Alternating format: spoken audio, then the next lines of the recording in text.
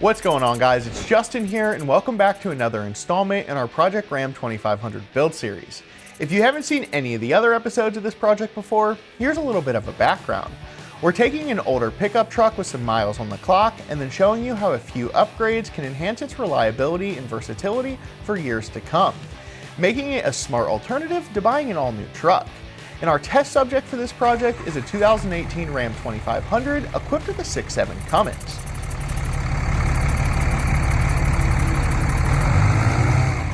In previous episodes, we showed you guys how a few relatively easy upgrades to the suspension, hitch, and braking system can really bring the performance of this truck to another level. Now we want to take a long, hard look at the transmission and differentials to make sure it can handle the extra work as the miles start to rack up. It's really important that you don't overlook how vital transmission health is when towing, as the extra weight can put a significant amount more strain on the drive terrain, particularly one that's already got some miles under its belt. So we're going to be doing some normal upgrades, as well as addressing some potential weak points in the 2018 Ram's transmission. We're going to pull the transmission pans and covers off to see how everything looks, and then follow up with the upgraded transmission filter, pan, and a bypass valve install, along with some differential covers and some LubeLocker gaskets. It might look like a lot of work, but you can do this in your driveway with just some basic hand tools in a few hours. In fact, we're going to show you guys how to get this done. So let's get started.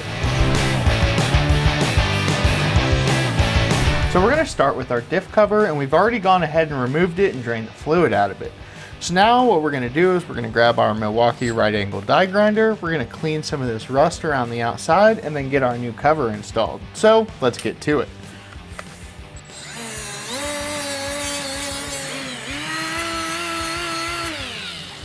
So now that we got all the loose rust off and this thing is clean, we're going to go ahead, spray it down with some brake clean, wipe everything off one more time, and then get our cover installed.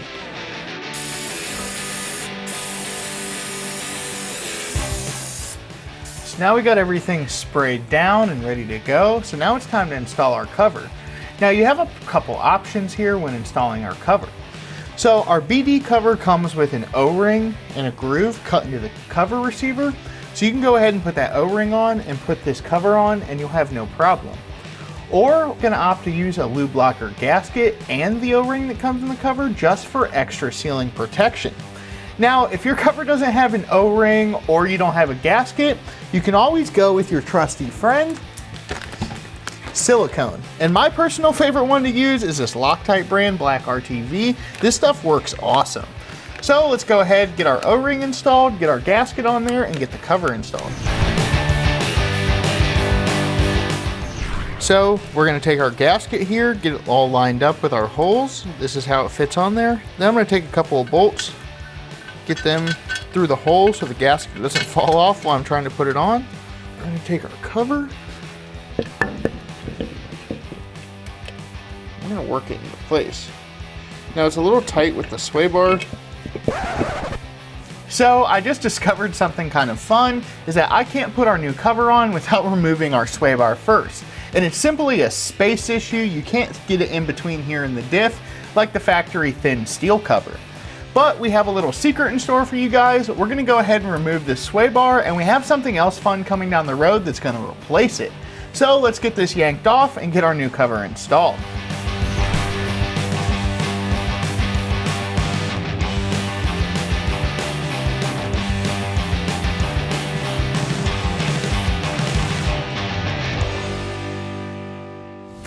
Now with that out of the way, let's go ahead and get our cover installed. So I just grabbed a couple bolts to hold our gasket in place.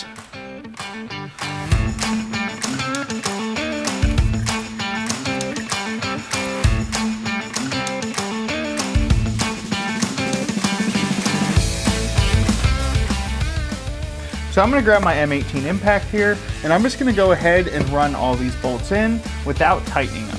So once they're all in, then I'll go ahead and torque this cover on, because unlike a steel cover, when you're torquing an aluminum cover like this, you need to kind of do it like you do a wheel and do a big star pattern and bounce around. So let's go ahead and get all these snugged up.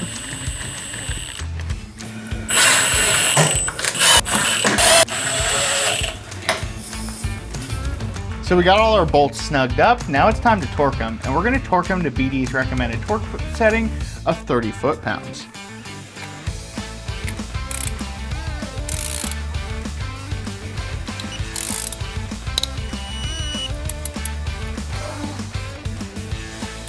So the reason we're torquing all these bolts to 30 foot-pounds and we're doing it in a random star pattern is for the fact that with aluminum covers, you want to make sure that it has the same pressure all the way around. If you have more or less pressure in one spot, it can potentially cause a leak. So it's important that all the bolts are torqued to the same value.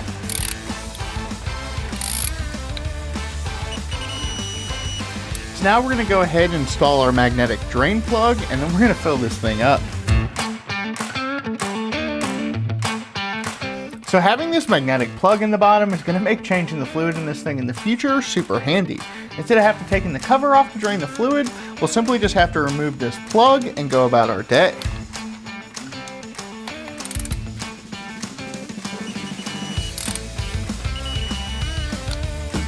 So with that torqued, we can go ahead and start filling this thing full of fluid. And for fluid, we're using this Redline 7580, and this stuff works awesome.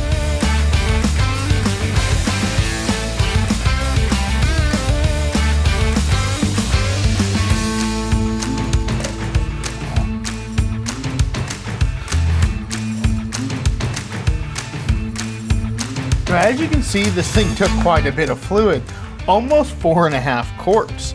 So now that we got it full, we're gonna go ahead, tighten up our drain plug here, and then we're gonna move on.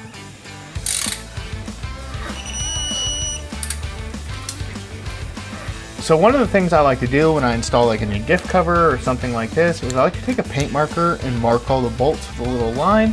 So that way I can do a quick visual inspection and see if any of these are coming loose. That way, if we have a leak that develops, we can come back here, look, see what bolt is loose, and correct the issue.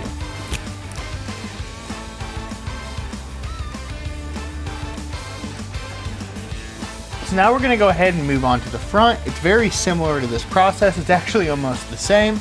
So let's roll our cabinet up front and get that cover installed.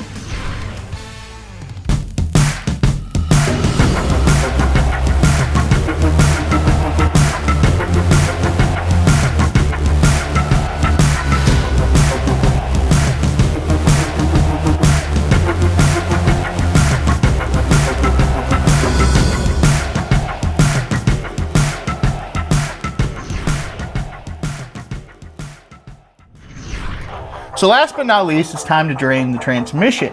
And I'll be honest, we're not planning on reusing this transmission pan, so we're gonna go ahead and drill a hole in the bottom so all the ATF comes out. So let's go ahead and get this done.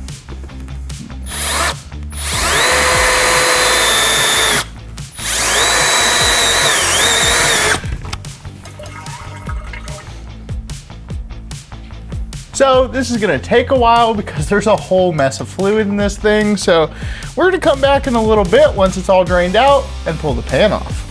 15 minutes later. Now that our transmission has drained the majority of the fluid out, we're gonna go ahead and pull the pan off.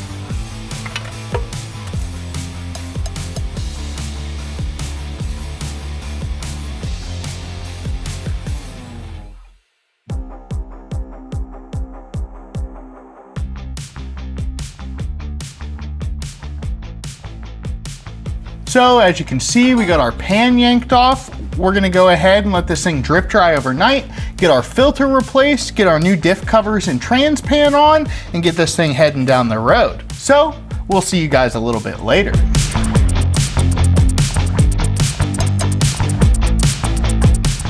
So now we're ready to start our trans service, and we've already gone ahead and pulled our pan off and drained our fluid out. While this drips off a little more, we're gonna go ahead and change our thermostatic valve. And this is one of the kind of deals you need to pay attention to and change on your truck, because what can happen is this thing can get stuck shut and then you won't get any filtration for your transmission.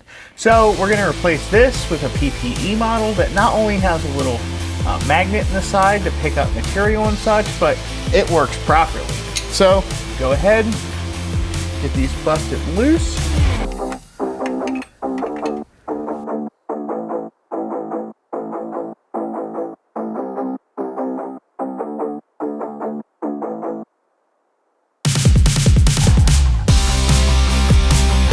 It is nice that PPE gives you 2 new clips when you do this, because if you know anything about these transline clips, that once you launch one of these across the shop, you will never find it.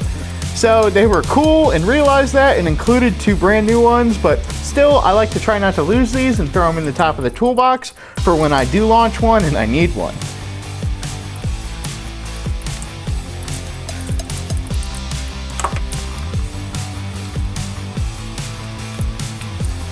So we've got our stock thermostat valve removed. We're gonna let this drain for a couple more minutes and then we'll put our new one on. So now that this thing is done draining, we're ready to install our PPE part. So let's get this thing on.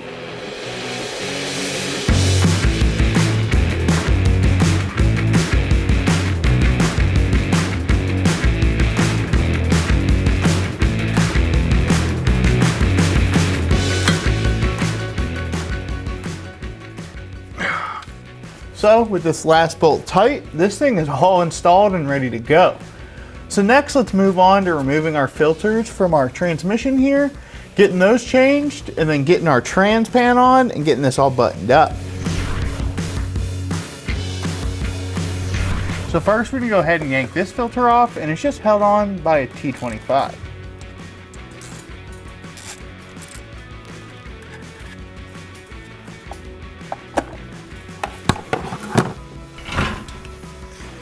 So with that removed, now we're gonna go ahead and pull this filter. Now sometimes you can get these by hand. I tried to grab on ours earlier and couldn't get it to move. So, grab my trusty filter pliers and get this thing yanked off.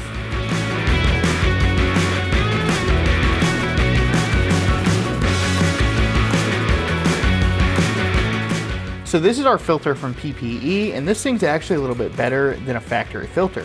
It's got 57% more filter material built inside it. So this will be a little bit of an improvement over the Mopar filter of the past. So let's go ahead and get this thing spun on. And this thing just needs to be hand tight. You don't really need to kill it as long as the seal's tight. The seal's seated, and then you go about a quarter turn past, and then this thing is good to go. So it's nice and snug. And just as a comparison, look how much larger it is than the factory filter. Like, this thing is beefcake compared to this Mopar one.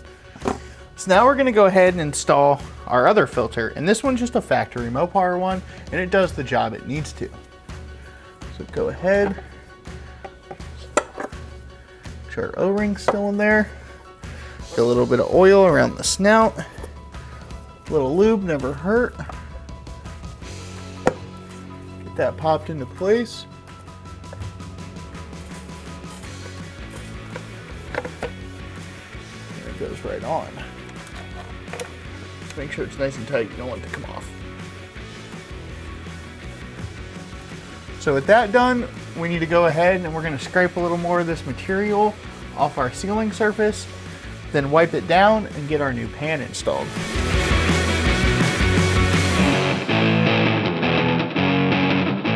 So now we're ready to install our transmission pan, and to seal this thing up, we're going to be using one of these gaskets from LubeLocker. Now they not only make these for transmission pans, but they make them for differentials as well. And if you've never used one of these things are awesome. It's essentially a gasket that you can reuse and reuse several times, and it's always going to seal. I use these a lot on Ford 9-inches, and no matter how many times you have the third member out, you can put this gasket back in and it'll seal just like it was brand new. So if you want to know a little bit more about LubeLocker, or if you want to see if you have one for your application, head over to the Summit site and check out what we offer. Now, just like we did our differential covers, I went ahead and threw one bolt in the back to keep the gasket aligned, and then we're going to put this thing into place.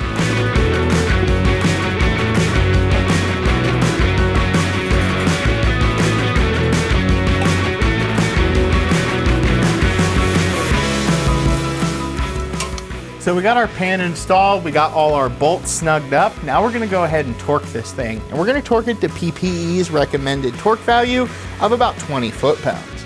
Just like the differential covers, we're gonna go ahead and we're gonna torque these in kind of a star pattern to make sure this thing has a good seal, because being an aluminum pan, you wanna kind of get it all tight at the same time, because unlike a steel pan, if you have one spot that's too tight and one that's loose, it's not very forgiving and it's almost guaranteed to leak. So you tighten it like a wheel in a big star pattern to get the thing a good even seal.